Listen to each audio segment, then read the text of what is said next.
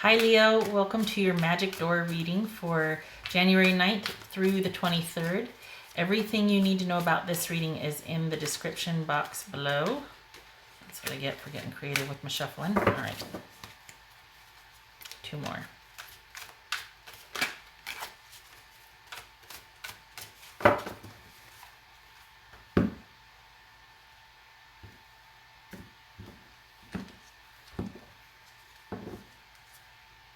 Eight of Swords. So someone might feel like they're in a bit of a mental prison in dealing with the present situation. Maybe they're wanting to fix the disconnect. They just don't know how. Or there's been a disconnect and now they don't know how. They just feel like they just want to go away. They don't know what to do. This is an all-consuming issue for this person. Or just the energy. Maybe neither one of you know what to do. The energy between you two. We got the King of Wands. That could be you, Leo. King of Pentacles. All right, two kings. Minor Council, I think. My bad. Sorry. It's supposed to be right here. And then we have Death. Ten of Wands. Oof. Five of Cups. Seven of Swords. Emperor. So we've got a lot of masculine energy here. We got the Emperor, King of Pentacles, King of Wands, and some Swords energy too. And wow. Okay, let me see what two kings is. I think I was right about that. Minor Council. Yeah, two kings is Minor Council. Okay. I'm going to clarify with these where it makes sense to do so. So right off the bat, Leo, it feels like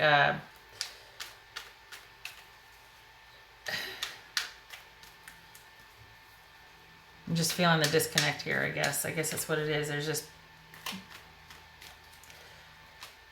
There's going to have to be a reckoning or dealing with this profound sadness that one of you is experiencing. The reason for the desire to reconnect either from you or your partner is I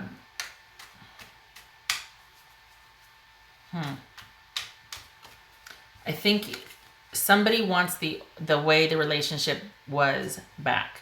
Very simple, right? Nothing new there. Especially if there's a love there, right? This could be you, Leo, right here. We got Leo, could be, and we got Leo right here, possibly. Otherwise, it's another fire sign, Aries or Sag. But this is about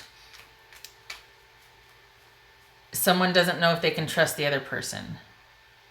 And I think whoever this person is, typically in this reading, it would be you, Leo. You're magnanimous, you're very noble and charitable, and you really want to have everything in working order. Let's do this, let's go, let's create, let's not waste our time on these petty issues or these trivial issues. Come on, there's a whole world out there that we got to go and see and do. And yet someone is just feeling like they're just very defensive, and they're very intent on guarding how they feel. And yet I think there's an element that they feel like you're their other half, or you feel like this person is your other half, hence that come on, let's not waste time on this. I don't understand why you're feeling so defensive. And there needs to be, instead of this go go go, there needs to be this slowing down, listening, reconnecting, sort of sitting on your power rather than going out and creating it. There needs to be a shift in focus and priority. Instead of being on the move and on the go and things being really dynamic and adventure and social and this and that, there needs to be a more receptive or quiet nature. Somebody needs to, I'm getting stay at home more. This could be male or female, but somebody needs to stay at home more. There's been an ending that needs to be reckoned with here. Something has left in the relationship. So this could be an estranged relationship. This could be a very long-standing relationship where the connection has just kind of gotten stagnant, or there's a loss of passion and interest. But somebody, particularly you, Leo, could be looking to revive that. But there has been, this could be an ex, but there has been a death in the marriage, in what has been constant. Oh, okay, there's a decision needing to be had.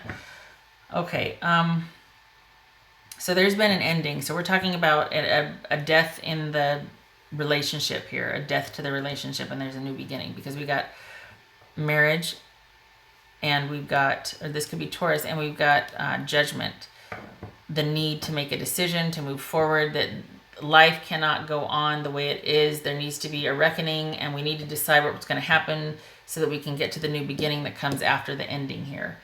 So let me keep going here to see. I think the relationship just got to be too much, and there needs to be a reckoning with the cheating, the lying, and the deception that was in the marriage. There needs to be, somebody needs to do the right thing and own up to their contribution. They need to be honest and have integrity, and there's a shift. Instead of kind of being out there and social and doing things for how it appears or wanting to be over here and over there, there needs to be a reckoning with what has taken place and the damage that this lying, cheating, betrayal, or sabotage has brought to the relationship. There needs to be an understanding, and someone needs to act with control and assurity and calm and measured, instead of kind of being fiery and impatient and not wanting to deal with it, not wanting to look at it. I feel like that's going to be the key to moving forward with this person, whether it's to a more companionable separation, if that sounds weird, it is, but a conscious uncoupling, if you will. This energy does not suit reconciliation. It does not suit understanding. This feels proud. It feels impatient. It feels angry, or like it's ready to, it's like a hair trigger energy here. This is much more calm, measured, receptive, and at least willing to take things into consideration and go from there. It's a more balanced approach. And if you're dealing with sabotage, deception, betrayal, that's what's going to be needed to be looked at, because this is, there might have been a lot involved in the relationship. There might have been a lot of successes, probably in business, but it got to just be too much. And it's like all these issues or all these things, it's like baggage being carried around. And maybe it got to be so stressed out that someone stepped outside of the relationship for something, as an escape, because the relationship and work and just everything, this it's like this really powerful, it feels like there's a lot at stake here. Like there's a business involved, family, a legacy, that sort of thing. And in order for that to be considered, this energy cannot be, you can't do things the way you've always done. Has to be a different approach. You need to sit down at the table, talk this out methodically, what's fair, what's appropriate. Let's just be practical about this. Let's not be quick to anger. We need to solve this. We need to figure this out. We need to take a pragmatic approach. If you're going to reconnect with this person, I should move this up because you can't see. Sorry. If you're going to reconnect, if there is going to be a reconnection, somebody needs to be receptive to the other person's profound disappointment and sadness. What's this 5 of Cups about? Yeah, there needs to be balance and compassion, and there needs to be an acceptance of, I don't know if I want to get back together with you.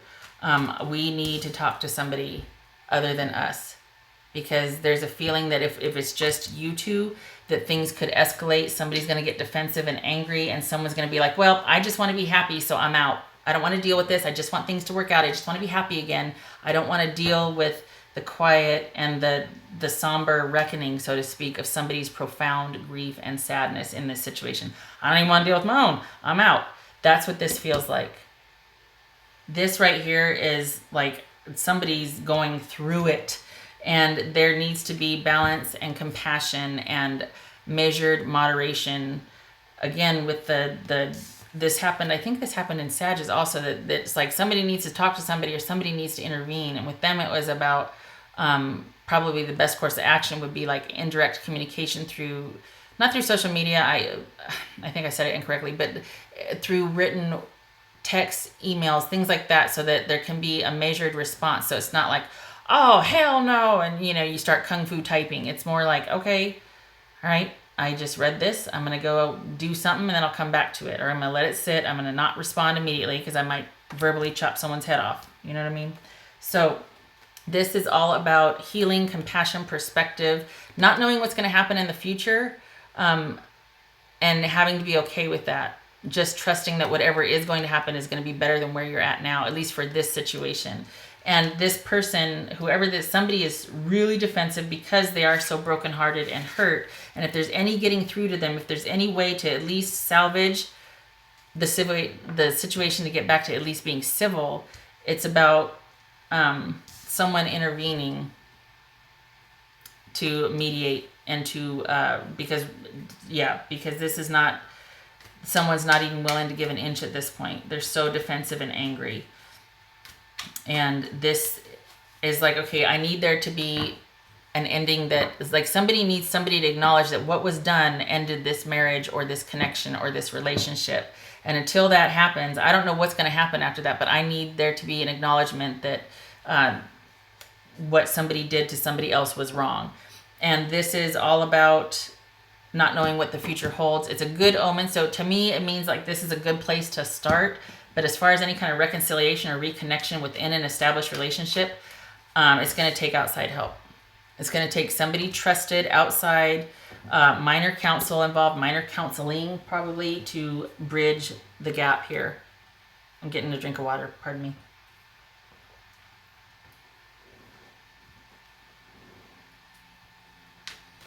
One, two, three, four, five. Yeah, there's some 6.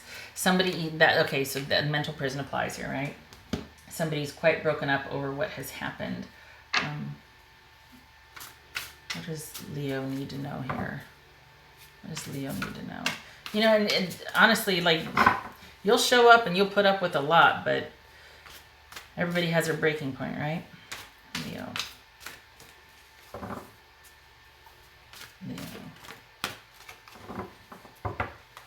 What does Leo need to know?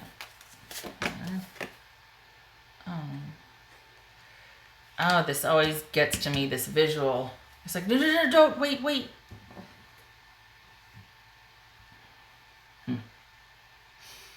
Okay, fear is keeping you imprisoned, or someone imprisoned, and literally being crippled by anxiety. And the thing is that because of what has happened, all that has transpired, this is probably a long-standing relationship or a very important relationship where there's been a lot amassed. And that could be baggage, but it could also be a long-standing relationship. There's a lot of experience here shared between the partners. And so a lot of that is kind of wrapped into the conflict at present. You know what I mean? Like, you can't really separate the present between what's gone on, because it's the same thing over and over, and I'm just angry and I've had it, and you know.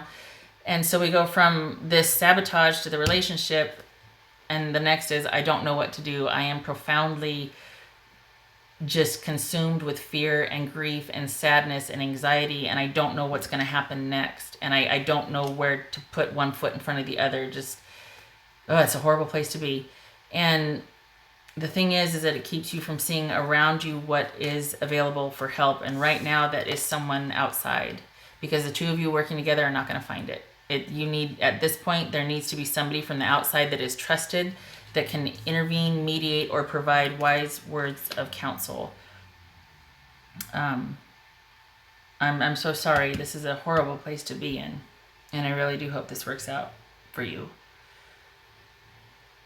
All right, so that is what I have for you. I hope that you and this person find what you need to help each other through this. And I hope to see you in the next reading. Take care.